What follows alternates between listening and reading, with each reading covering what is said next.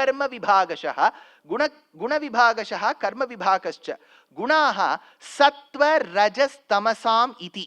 3 குணங்கள் இருக்குன்னு பகவத் பாதாள் எடுக்கிறார். மேல சொல்றார், தத்ர சாத்விகஸ்ய சத்வ பிரதானஸ்ய பிராமணஸ்ய ஷமோ தமஸ்தபா.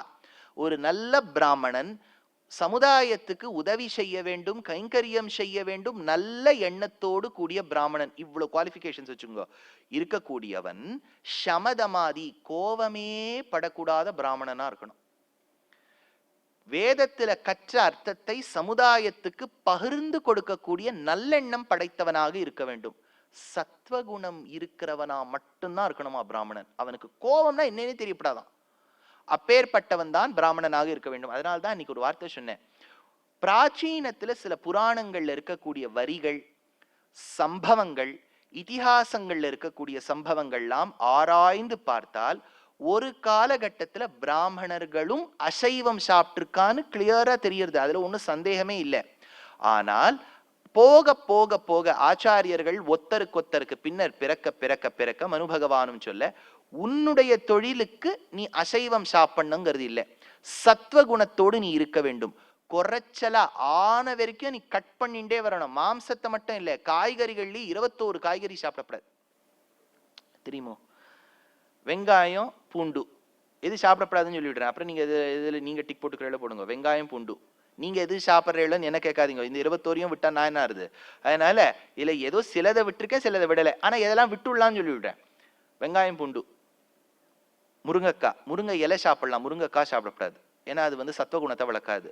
ஆச்சா, முள்ளங்கி நூல்கோல். ஆச்சா, அப்புறம் இந்த இங்கிலீஷ் காய்கறி எல்லாம் எடுத்துக்கோங்க. Carrot, beetroot, cauliflower, cabbage, beans.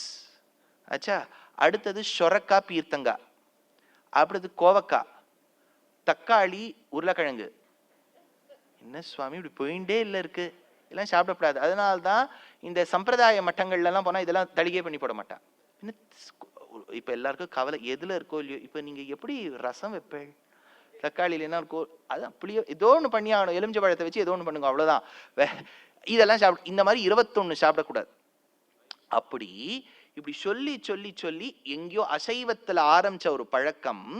அதுவும் என்ன சொல்லுவானா, எப்போ விட்டா சரி சார் சாட்டுன்னு தான் சொன்னேன், எப்போ விட்டான்னு தெரியுமா அப்படின்னு கேட்டா இதுக்கும் ஒரு சரித்திரம் என்ன சொல்லுவானா, அகஸ்திய மகரிஷி அம்பாளுக்கும் சிவனுக்கும் கல்யாணமான சமயத்துலதான் அவர் தெற்கு தேசத்துக்கு வந்தார். ஏன்னா அந்த இடம் தாழ்ந்தது, இந்த இடம் உயர்ந்து நின்றுத்து, அதனால நீ தெற்குக்கு போகணும் சிவபெருமான் ஆணை பிறக்க அவர் கீழே வந்தார்.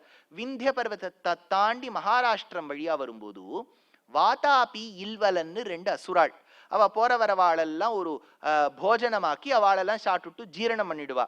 அப்ப என்னாச்சு, இந்த அகஸ்தியருக்கு ஒருவனை வாதாபியை நன்றாக சமைத்து கொடுக்கிறார். அப்ப மாம்சமா தான் கொடுக்கிறார். வாதாபியை சாப்பிட்டோன்னு அவருக்கு தெரியறது இது ஒரு அசுரன்னு. அவன் ஏதாவது சொல்றதுக்கு முன்னாடி, ஏன்னா இல்வலன் என்ன சொல்லுவான், வாதாபி வெளியில வாமா, வயத்தை கிழிச்சுன்னு வருவான் வாதாபி. அதுக்கு முன்னாடியே அகஸ்தியர் சொல்லிட்டாராம், வாதாபி ஜீர்ணோபவ, ஜீரணமாகட்டும்னு. அதனால வாதாபியும் இறந்தான், இல்வலனும் இறந்தான்.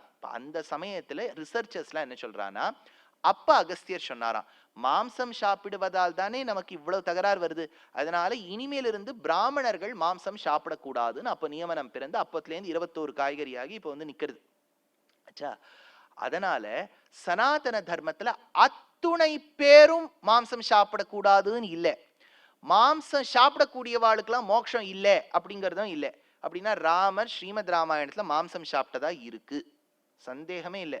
இப்ப யாராவது கேட்டா அதுக்கு சில பேர் வியாக்கியானம் சொல்லுவா, இல்ல இல்ல தட் இஸ் மாக் மீட், ஐயோ சோயாபீன்ஸை வச்சு அவர் பண்ணியிருக்கார், அவர் he will not eat.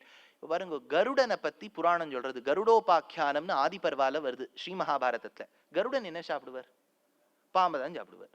இப்ப நீங்க உடனே இல்ல இல்ல நம்ம புளியோர தயிர் சாதம் வச்சா சாப்பிடுவார், ஏன்னா நமக்கு கருடன் வெஜிடேரியனா இருக்கணும்னு ஆசை. கருடனுடைய பிறப்பில் குணகர்ம விபாகஷகான்னு சிருஷ்டியில பெருமாள் கருடன் பாம்பை தான் சாப்பிடுவார்னா அதை தான் சாப்பிடுவார்.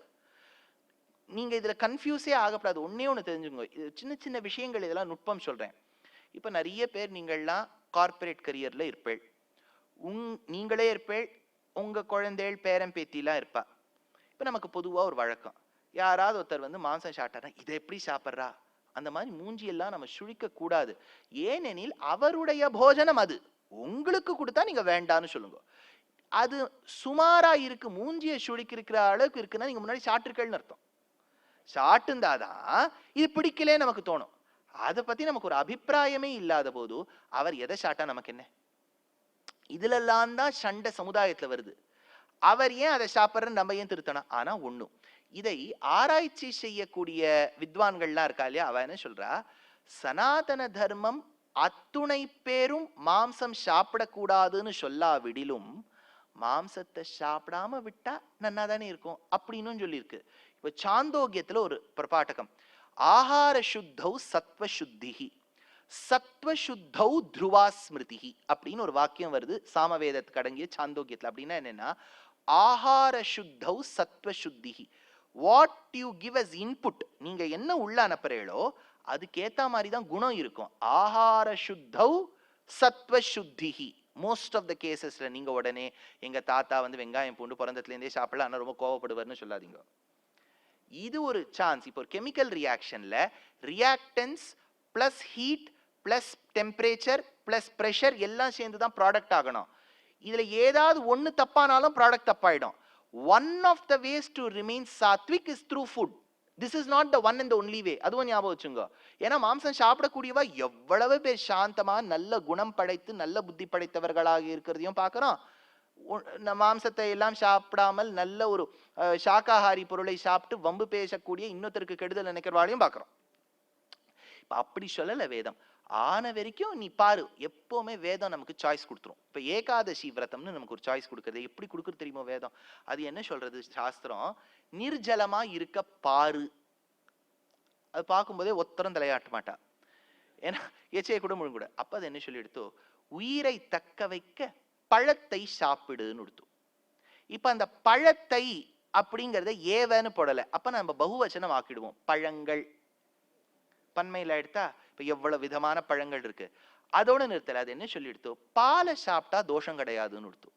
இப்ப பால்ல நன்னா கொஞ்சம் பாதாம நன்னா கொஞ்சம் ஊற வச்சு அரைச்சு கொஞ்சம் அதுல சர்க்கரையை போட்டு கொதிக்க விட்டு சாப்பிட்டா நன்னாதான் இருக்கும். அதுக்கு மேல என்ன சொல்லி எடுத்தோ, இப்போ ஒருத்தர் சுகர் பேஷண்டா இருக்கார், sir I am already taking too much of insulin, what should I do அப்படின்னு கேட்கிறார். அது என்ன சொல்லி எடுத்தோ, அரிசியா சாப்பிடாத பின்னப்படுத்தி சாப்பிட்டுன்னு எடுத்தோம். இப்ப பாருங்க, அதே டயட்டு தான், முந்தின நாள் சாப்பிட்டது தான், முந்தின நாள் அரிசியா சாப்பிட்டுருக்கோம், இன்னைக்கு தோசையா சாப்பிட்றோம், அவ்வளவுதான். வந்துருத்தா?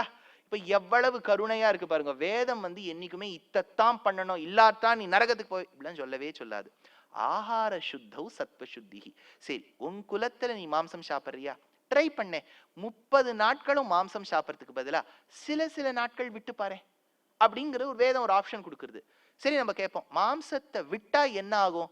துருவா ஸ்மிருதிஹி. துருவா ஸ்மிருதிஹினா ஞாபக சக்தி கூடும் அப்படின்னு வேதம் சொல்றது. ட்ரை பண்ணி பாருங்களேன். யாராவது மாம்சம் சாப்பிட்றவா இருந்தா ட்ரை பண்ணி பாருங்க. இது ஒண்ணு தப்பே கிடையாது. சாப்பிட்றவாலாம் கெடுதல்னு சொல்லக்கூடிய மதம் சனாதன தர்மம் அல்ல. ஜெயினத்துல சொல்றது அஹிம்சா பரமோ தர்ம. சனாதன தர்மத்துல அப்படி இல்லை. இப்ப விஷயத்துக்கு வரேன். இங்க என்ன சொல்றார், சத்வகுணம் வளரும் அப்படின்னா சத்வகுணம் வடிவெடுத்தவனாதான் பிராமணன் இருக்கணும். கோவப்படக்கூடாது, இன்னொருத்தரை பார்த்து கடும் சொற்கள் சொல்லக்கூடாது, இதெல்லாம் சொல்றது. அதான் அடுத்த பகவத்பாதாள் எடுக்கிறார். சத்வோப ரஜஸ் ரஜப்பிரதானஸ்ய க்ஷத்ரியஸ்ய ஷௌரிய தேஜ பிரபிருதீனி கர்மாணி தம உபசர்ஜன ரஜ பிரதானஸ்ய. இப்போ க்ஷத்ரியனுக்கு ரஜோகுணம் கொஞ்சம் பிரதானமா இருக்கணும்னு, சத்வகுணம் கொஞ்சம் கொஞ்சம் கம்மியா இருந்து ரஜோகுணம் இருக்கணும்னு. இப்போ க்ஷத்ரியனுக்கு சத்வகுணம் இருக்குன்னு வச்சுக்கோங்க. அவர் கார்கில்ல போய் எதிர்க்க ஒருத்தர் வந்து நிக்கிறார். ஜீவாத்மா அந்த பாஞ்சபௌதிக சரீரத்துல இருக்கு, நம்மெல்லாம் ஒரே ரத்தம் தானே, சண்டை போடலாமா? அவன் டுமால் டுமின்னு அடிச்சுட்டு இருக்கான், இவர் உட்காந்து சத்வகுணத்தை பேசிட்டு இருக்காரு. அதனால்தான் குழம்பி போயிட்டான் அர்ஜுனன். இத்தனை நாள் சண்டை போடுவேன். அப்ப கிருஷ்ணர் எழுந்து சொல்றார், பாரு, இந்த சாதுர்வர்ணியத்துல சொல்லி வச்சிருக்கேன் அர்ஜுனா, நீயோ க்ஷத்ரியன், ரட்சிக்க வேண்டியது உன் பொறுப்பு.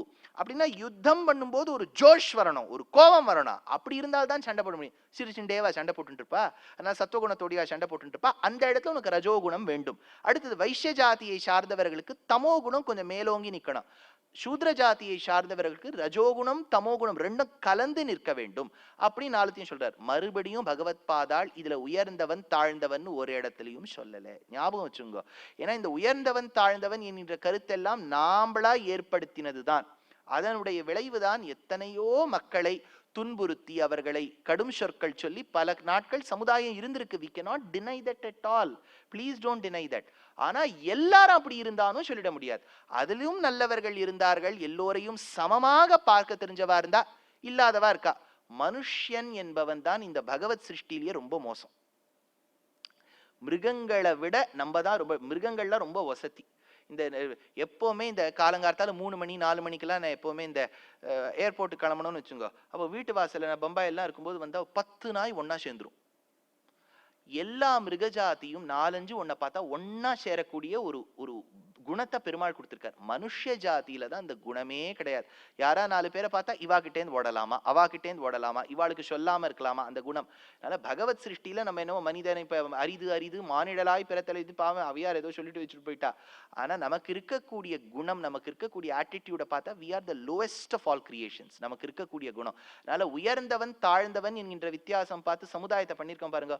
4 வர்ணத்தை தான் சொல்லியிருக்காரே ஒழிய வேதமும் பெருமாளும் ஆச்சாரியர்களும் உயர்ந்தவன் தாழ்ந்தவன் சொன்னதே கிடையாது. இப்ப நான் சங்கரர் இதை படிச்சுட்டேன்னா சரி, ராமானுஜர் என்ன சொல்றாருன்னு பார்க்கலாம்.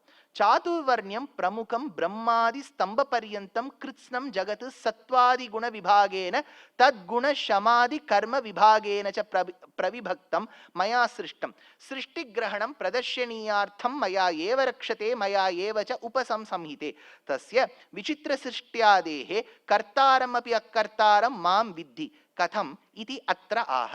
அவரும் குணத்துக்கு ஏத்த மாதிரி இதை பிடிச்சிருக்கார்.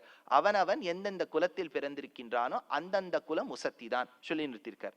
மத்வாச்சாரியர் என்ன சொல்லியிருக்காருன்னு பார்க்கலாம். அகமேவஹி கர்த்தேரித்யாக சாதுர்வர்ணியம் இது சதுர்வர்ண சமுதாய சாத்விகோ பிராமண சாத்விக ராஜச க்ஷத்ரிய ராஜச தாமசோ வைஷ்ய தாமச சூத்ர இது குணவிபாக அப்படின்னு அவர் குணவிபாகத்துல தான் பிரிச்சிருக்கா. உயர்ந்தவன் தாழ்ந்தவன் பிரிக்கல. அதனால கண்ணன் சொன்னது வேதத்துல சொன்ன கருத்தை, கண்ணன் சொன்ன கருத்தையும் வேதம் சொன்ன கருத்தையும் வைத்துக்கொண்டு மும்மதஸ்தவர்களும் சங்கரர் ராமானுஜர் மத்வர் குணகர்ம விபாகஷான்னு பிரிச்சிருக்கான்னுட்டார். சரி, இப்போ வேதத்தை ஒரு பக்கம் வைக்கலாம், கீதையை ஒரு பக்கம் வைக்கலாம். இப்ப ராமாயணத்தை கொஞ்சம் ஆராய்ந்து பார்ப்போம். ராமாயணத்தில் குஹப்பெருமான் அவர் சூத்ர ஜாதியை சார்ந்தவர். அவர் வேடுவ குலத்துக்கு தலைவன், பல படகுகளுக்கு நாயகன். கம்பர் சொல்றார், கங்கையிரு கரையுடையான் கணக்கிறந்த நாவாயான் உங்கள் குல நாதற்கு உயிர் துணைவன் உயர்த்தோளான் வெங்கரையின் ஏறு அணையான் விற்பிடித்த வேலையினான் கற்காணா திண்மையான் கரைக்காணா காதலான் குஹன் என்னும் பெயருடையான். அப்பேற்பட்ட குஹன பாரு பரதாங்கிறார். அந்த குஹன் சூத்ர ஜாதியை சார்ந்தவன், ராமன் க்ஷத்ரிய ஜாதியை சார்ந்தவன். இவா 2 பேரும் முன்னாடியே பார்த்தது கிடையாது. இவா 2 பேருமே ஒருத்தர் முன்னாடி பார்த்தது கிடையாதுன்னா சீதை பார்த்ததே கிடையாது.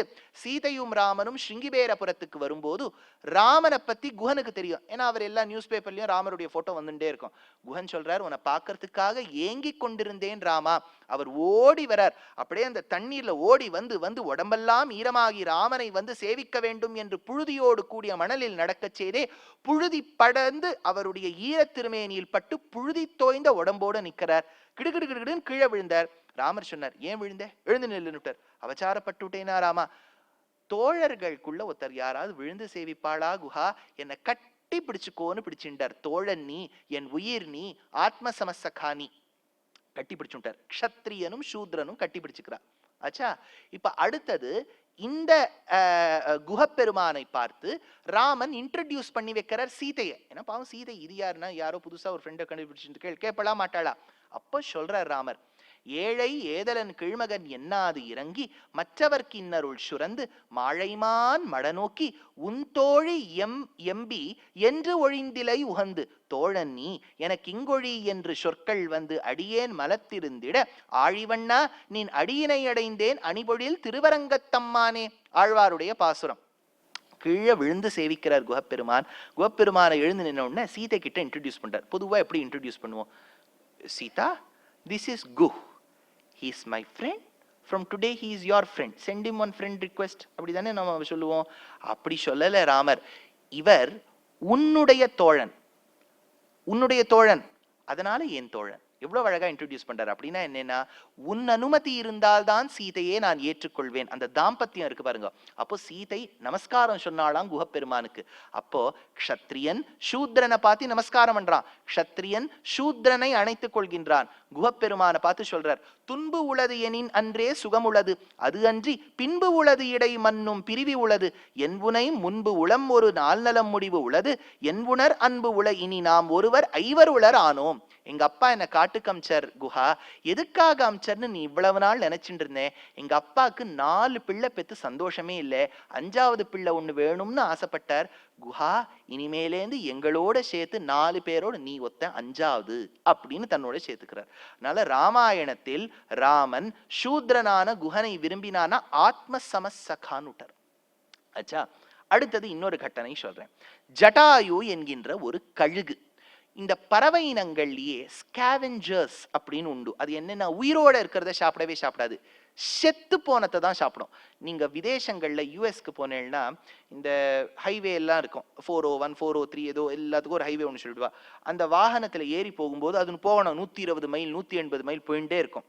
போகும் வழியில் மான் போன்ற மிருகங்கள்லாம் நட்ட நடு வழியில வரும். நிறைய செத்து போயிடும். இந்த செத்து போன மிருகங்களுக்கு ரோட் கில்ஸ் அப்படின்னு பேர். செத்து போயிடுது, அப்படியே ஓரமா அழுகின்னு இருக்கும். அதை சாப்பிடக்கூடிய ஜாதியினர் அந்த ஊர்ல இருக்கா. அதாவது இந்த ரோடு ஓரமா செத்து கிடக்கக்கூடிய மிருகங்கள் எடுத்து சாப்பிடுவார், ரோட் கில்ஸ் அப்படின்னு பேர். அந்த மாதிரி இறந்து கிடக்கக்கூடிய ஜந்துக்களை சாப்பிட்டால் அந்த பட்சிகளுக்கு ஸ்கேவெஞ்சர்ஸ் அப்படின்னு பேர், ஸ்கேவெஞ்சர் பேர்ட்ஸ். இது இறந்து கிடக்கக்கூடிய பட்சியை சாப்பிடுவதுதான் ஜட்டாயு, வல்ச்சர். சாஸ்திரம் என்ன சொல்லிடுத்து, இறந்து கிடக்கக்கூடிய, இப்போ நான் வெஜிடேரியன் சாப்பிடக்கூடிய ஃப்ரெண்ட்ஸ் எனக்கு இருக்கா, உங்களுக்கும் இருப்பா. நீங்க அவளை கேளுங்கோ, உயிரோடு இருக்கக்கூடிய ஜந்துவை கொன்னுட்டு தான் அந்த மாம்சத்தை ஆத்துக்கு எடுத்துன்னு வந்து சமைப்பாளை ஒழிய செத்து கிடந்த ஜந்துவை எடுத்துன்னு வர மாட்டா. ஏன்னா சாஸ்திரம் நிஷித்தம் என்ன சொல்லிடுத்தோ ஞாபகம் வச்சுங்கோ. சாஸ்திரம் எந்தெந்த மாம்சத்தை யார் யார் எப்படி சாப்பிடணும்னு சொல்லியிருக்கு. இந்த வாலியை கொன்னு முடிக்கிறார் இல்லையா ராமர், அப்போ வாலி கீழே விழறான். அப்ப ராமரை பார்த்து சில குறுக்கு கேள்வி கேட்கிறான். என்ன ஏண்டாப்பா கொன்னே, உன் பத்னி சீதை தொலைஞ்சுட்டாங்கிறதுக்காக அந்த கோவத்தை எம்எல்ஏயா காமிக்கிறது சொல்லிட்டு சொல்றார், நானும் ஒரு குரங்கு. பொதுவா ஒரு ஆணையை கொல்வார்கள் தந்தத்துக்காக, புலி மானை கொல்வார்கள் மேல் தோலுக்காக, நிறைய மிருகங்களை கொல்லுவா மாம்சத்துக்காக, சில மிருகத்தை கொல்லுவா நகத்துக்காக. நானும் குரங்கு, எனக்கு ஆனை மாதிரி தந்தமும் கிடையாது, புலி மாதிரி மேல் தோலும் கிடையாது, சில மிருகத்து மாதிரி என்னுடைய மாம்சமும் ருச்சி கிடையாது, நகமும் வசதி கிடையாது, எதுக்குமே உதவாத ஒரு ஜந்து நான், என்னை ஏன் கொல்றேன் அப்படின்னு கேட்கிறார். இதெல்லாம் பொறுமையா ராமர் கேட்டுட்டு இருக்காரு. எப்பவுமே ஒருத்தர் பேசும்போது நம்ம பொறுமையா கேட்கணும். இது ஒரு பெரிய ஸ்கில். நீங்க இருக்கே பாருங்க, நீங்க தான் இப்போ ரொம்ப வசதி. நான் தான் வளவளான்னு தெரிஞ்சது தெரியாது உளறிண்டே இருக்கேன். நீங்கள்லாம் ஞானிகள் ஒரே இடத்துல உட்காந்து கேட்டுட்டு இருக்க, இவ என்னதான் சொல்றாரு பார்க்கலாம், நீங்க உட்காந்து கேட்டுட்டு இருக்க. அதனால ஸ்ரவணம் தான் வசதி. Listen first to understand and then be அண்டர்ஸ்டுட்னர். ஸ்டீஃபன் கவிங்கிறவர் the 7 habits of highly effective people சொல்றார். முதல்ல கேளு, நிறைய கேளு. ராமர் கேட்டுட்டே இருந்தார். கேட்டுட்டு சொன்னார், இப்ப நான் பேசலாமான்னு கேட்டார். வாலி பேசினார். அப்ப சொன்னார், அப்போ அந்த வாலி சொன்னத வார்த்தையை சொல்ல மறந்துட்டேன். அப்போ வாலி சொல்றான், நான் இந்த மாம்சத்தை சாப்பிடலான்னு சாஸ்திரம் சொல்லியிருக்கே, அது எந்த மாம்சத்தை சாப்பிடலான்னு சொல்லியிருக்கு, 5 நகங்களோடு கூடிய 5 மிருகங்கள், 5 நெயில்டுனா 10 நெயில்ஸோடு இருக்கக்கூடிய 5 மிருகங்கள், அந்த மிருகங்களுடைய மாம்சம் தான் சாப்பிடலாம்னு சொல்லியிருக்கு. அதுல இதெல்லாம் சொல்றா சசஸ்ச, அதாவது ஒரு முயல், அப்புறம் வந்து ஒரு ஆமை, இதெல்லாம் சாஸ்திரம் ஒத்துன்னு இருக்கு சாப்பிடலான்னு. முள்ளம் பன்றி, அதாவது பார்க்குப்பையினுடைய மாம்சம் சாப்பிடலாம். அந்த மாம்சத்தை சாப்பிட்டோன்னு தான் அந்த குச்சியை எடுத்து வைப்பா. எப்பன்னா இந்த சீமந்தோன்னயனம் நடக்கிறது இல்லையா 7வது 8வது மாசத்துல, அப்ப அந்த குச்சியை வச்சுதான். அதுவும் இப்ப அமேசான்ல கிடைக்கிறது, நீங்க தேடி பார்த்தா அதுவும் கிடைக்கிறது. அதனால மாம்சம் சாப்பிடலாம். அந்த 5 மிருகங்கள் சாப்பிடலாம்னு சொல்றாளே ராமா, அந்த 5 மிருகங்கள்ல குரங்கு இல்லையே, என்ன ஏன் கொன்னேன்னு கேட்கிறார். பஞ்ச பஞ்சநகாஹா பக்ஷ்யா அப்படின்னு ராமாயணத்துல வச்சனம் வருது. அதனால ராமர் இந்த ஜட்டாயுவானவன், எதுக்கு இது சொல்ல வந்தேன்னா, ஜட்டாயு இறந்து கிடக்கக்கூடியதை சாப்பிடுறதா, அந்த இறந்து கிடக்கக்கூடிய மாம்சத்தை சாப்பிட்டால் சாஸ்திரம் தோஷம்ங்கிறது.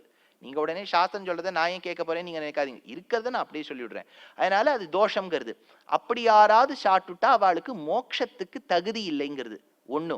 2வது, ராவணனால் கொல்லப்பட்டவன். இப்ப ராவண, இப்ப அது வேற ஒரு சர்ச்சை. ராவணன் ஒரு தமிழன், அவனை ஒரு ஆரியன் கொன்று விட்டான். ராமர் ராவணன் நாய்டாவை சேர்ந்தவர். அது உங்களுக்கு தெரியுமோ? நாய்டா பக்கத்துல அந்த கிராமத்துல தான் அவருடைய மூதாதையர்கள் புலஸ்திய வம்சத்துல வந்தவன் ராவணன். புலஸ்தியருடைய பிள்ளை விஸ்ரவஸ், விஸ்ரவசுடைய பிள்ளை தான் ராவணன், விஸ்ரவசுடைய மூத்த பிள்ளை தான் குபேரன். ராஜாதிராஜாய பிரசஹ்ய சாஹினேஹே நமோ வைஷ்ரவனாய குர்மஹேன்னு வருது இல்லையா? விஸ்ரவசுடைய குலத்துல வந்தவர், நாய்டால இருந்தார். பின்ன எப்படின்னா இவர் லங்காக்கு வந்தார்னா, இந்த குபேரன் அவன் ஒரு பெரிய பிரைவேட் லெண்டர், அதனால நிறைய தனம் சேர்ந்துடுத்து. அதனால ஒரு தீவு வாங்கிட்டான். இப்போ ஏதாவது எங்கேயாவது வாங்கினா இப்போ எல்லாரும் ஐலாண்ட் வாங்குறது ஒரு பெரிய வழக்கமா போயிடுது. அதனால அவர் போய் ஒரு தீவு வாங்கிட்டார். அந்த தீவுல இவன் இருக்கான் குபேரன். குபேரன் கிட்ட தன்னுடைய பலத்தை காண்பிச்சு சீஸ் பண்ணிட்டான் ராவணன். Ravana is from Noida. அவருக்கும் தமிழுக்கும் சம்பந்தமே கிடையாது. விஞ்சி விஞ்சி நீங்க வால்மீகி ராமாயணத்துல பார்த்தா 2 சம்பவங்கள் தமிழர்கள் இருக்கா. ஒன்னும் அகஸ்தியர், அகஸ்தியர் வடதேசத்திலிருந்து அகஸ்தியர் கூடத்தில் இருந்து அங்கேருந்து தாமிரபரணி உற்பத்தமாச்சுன்னு சுந்தரகாண்டத்துல இருக்கு. அப்படின்னா அகத்தியர் அகத்தியம் தமிழை வளர்த்திருக்கார். 2வது ஹனுமான் தமிழ் பேசியிருக்கணும். எப்படி தெரியறதுன்னா, சீதை கிட்ட சம்ஸ்கிருதத்துல பேச வேண்டாம், ஒருவேளை நம்ம சம்ஸ்கிருதத்துல பேசினா இவளுக்கு புரியுமோ புரியாதோ, அதனால மனுஷர்கள் பேசக்கூடிய மதுர மொழியில் பேசலாம்னு ஆரம்பிக்கிறார் வால்மீகி ராமாயணத்துல. வியாக்கியாத்தாக்கள் கேட்டா மதுர மொழி தான் எதுனா தமிழ் மொழினா, ஏன்னா தமிழுக்கும் அமுது என்று பெயர் அப்படின்னு அந்த இடத்துல தமிழ் தான் பேசியிருக்கார். ஒருத்தர் வேடிக்கையா கேட்டார், ஹனுமான் தமிழ் பேசியிருக்காருன்னு எப்படி தெரியும்? ஏன்னா ஹனுமானுக்கு இன்னைக்கும் பிரசாதம் தெரிஞ்சாதம் தான், நிச்சயமா தமிழ் தான் பேசியிருக்கணும். அதனால ராவணனுக்கும் தமிழுக்கும் சம்பந்தமே கிடையாது. இல்ல சார், அவர் லங்கையில இருந்தார், லங்கையில இருந்தாங்கிறதுக்காக தமிழ் சம்பந்தம் இருக்கா?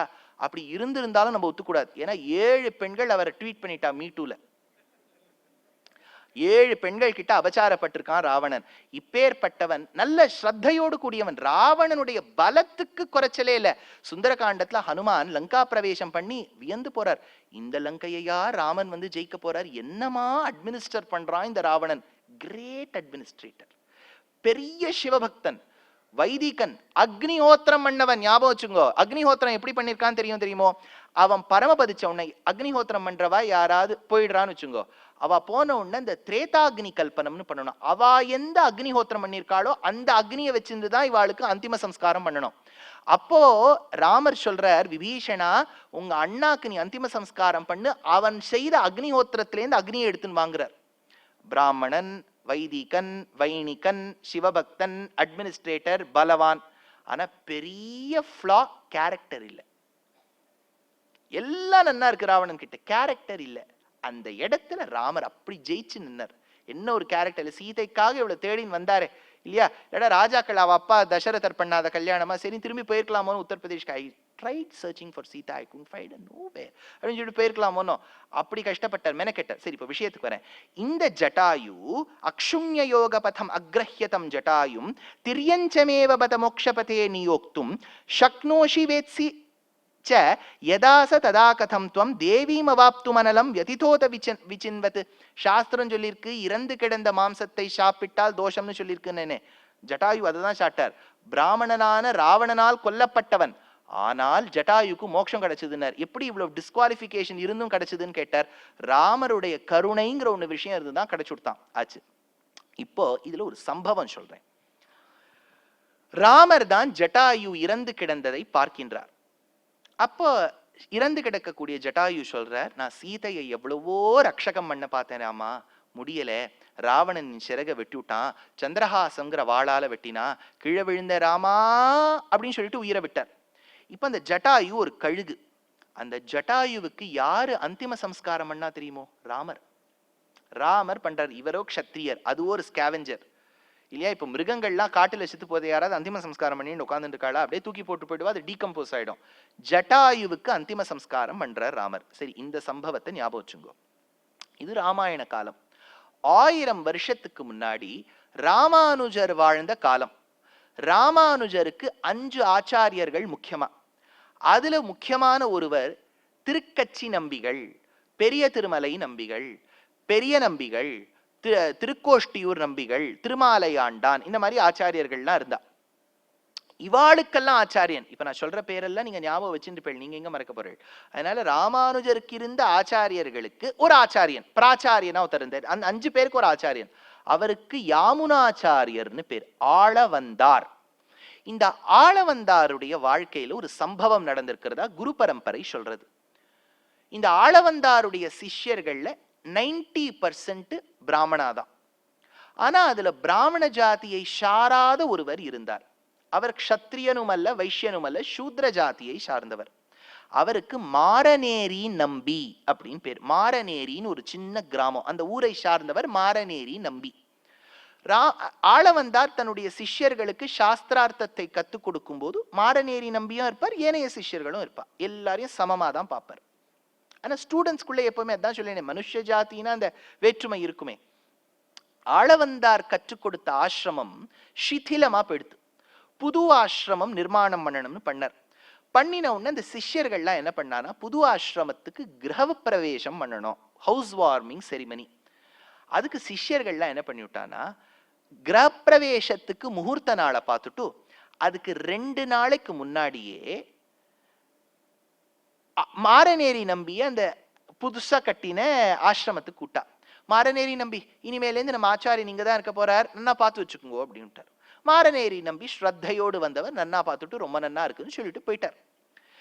2 நாள் கழிச்சு கிரகப்பிரவேசம் இருக்குங்கிறத இந்த சிஷ்யர்கள் மாரநேரி நம்பிக்கு சொல்லவே இல்லை. 2 நாள் கழிச்சு கிரகப்பிரவேசம். அப்போ ஆளவந்தார் உள்ள நுழையிறார். எல்லா கிரகப்பிரவேசத்துக்கு எல்லா கலசங்கள் அது இதெல்லாம் இருக்கு. இவர் சன்னியாசி, சிஷ்யர்கள்லாம் நடத்தி கொடுக்கணும். பார்த்துட்டு இருக்கார். பார்த்துட்டு இருக்கும்போது ஆச்சாரியன் கேட்டார், எல்லோரும் வந்து விட்டார்களோ? வந்தாச்சே. நான் சிஷ்யாள், இல்லையே, மாரநேரி நம்பியை காணோமே, அவர் பார்க்கலையே, மாரநேரி நம்பி வந்தா மாதிரியே தெரியலையேன்னுட்டார். அல்ல, 2 நாளைக்கு முன்னாடி வந்தார், அவர் பிராமண ஜாதி இல்லை இல்லையா, அதனால அவரை கூப்பிடல, அதனால முந்தின நாளே அவரை கூட்டுட்டும் அமுச்சுட்டோம், இன்னைக்கு நம்ம கிரகப்பிரவேசம் பண்ணியுள்ளார். ஆளவந்தார் சாதிச்சாராம், மாரநேரி நம்பி எப்போ இல்லையோ எனக்கு கிரகப்பிரவேசம் வேண்டாம், முந்தானேத்தி வந்தார்னு சொன்னேன் இல்லையா, அதுதான் என் வீட்டு கிரகப்பிரவேசம்னு சொல்லிட்டு கிளம்பிட்டாராம். அதனால ஒரு ஆச்சாரியவரியர் எப்படி ஜாதி, அதாவது படிச்சவர்களாக இருந்தால், சாஸ்திரத்தை ஒழுங்கா புரிஞ்சுண்டவாளா இருந்தா கரெக்டா புரிஞ்சுப்பா. இந்த ராங் நோஷன்ல புரிஞ்சுக்கிறவா தான் இந்த டிஸ்பாரிட்டியை கிரியேட் பண்ணுவா. இது நான் சொன்னது மாரநேரி நம்பி சரித்திரத்துல, இதை ஞாபகம் வச்சுங்க. இப்போ ஆச்சாரியனான ஆளவந்தார் பரமபதிச்சுட்டார். பரமபதிச்சுட்டார்னா சாதாரண வார்த்தையில போயிட்டார் அப்படின்னு சொன்னா நல்லா இருக்காது. பரமபதிச்சுட்டார்னா பரமபதத்துக்கு போயிருக்காருன்னு அர்த்தம். அவர் நல்ல வழியில சென்றவர், பரமபதிச்சிருக்கார். ராமானுஜர் அப்புறம் சிஷ்யராக சன்னியாசியாக, பெரிய திருதண்டி சன்னியாசியாக ஸ்ரீரங்கத்தில் வாழ்ந்த காலம். நான் சொல்றது மறுபடியும் ஒரு 1000 வருஷத்துக்கு முன்னாடி. 1000 வருஷங்கிறது எப்படி இருக்கு பாருங்க. 1000 வருஷத்துக்கு முன்னாடி என்ன சிந்தனையில இருந்திருக்கா. நம்ம புரட்சி பண்ணியிருக்காரு, அவர் இந்த தலைவர் அதை பண்ணார், புரட்சி பண்ணார், இவர் பண்ணாருங்க. இப்ப ராமானுஜரை பார்க்கலாம் என்ன பண்றாருன்னு. ராமானுஜர் 1000 வருஷத்துக்கு முன்னாடி ஸ்ரீரங்கத்தில் இருந்தார். அவருடைய 5 ஆச்சாரியர்கள்ல முதல் ஆச்சாரியருக்கு பெரிய நம்பின்னு பேர். சம்ஸ்கிருதத்துல மகாபூர்ணர்னு பேர். மகாபூர்ணர், தமிழ்ல பெரிய நம்பிகள். அவருக்கு ஒரு பொண்ணு இருந்தா, அத்துழாய் அப்படின்னு பேரு. ரொம்ப அழகான தமிழ் வார்த்தை தெரியுமோ இதெல்லாம், அத்துழாய்ன்னு இருந்தா. இவாள்லாம் ஸ்ரீரங்கத்துல இருந்தா. ஸ்ரீரங்கத்துல நீங்க உங்களுக்கு தெரியும், ஊருக்குள்ள கோவில் கிடையாது, கோவிலுக்குள்ளதான் ஊரு. சித்திரவீதி, உத்தரவீதி, அடவளஞ்சான் எல்லாம். முதல் அடையவளஞ்சானோ சித்திரவீதியும் அங்கெல்லாம் வீடே இருக்கும்.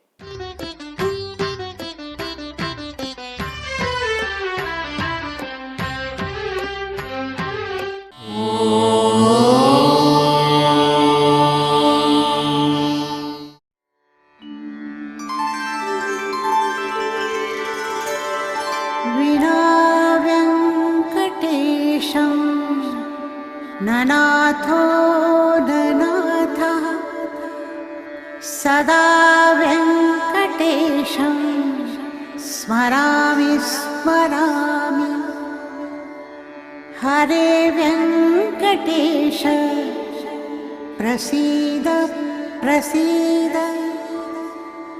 प्रियं वेङ्कटेश प्रयच्छ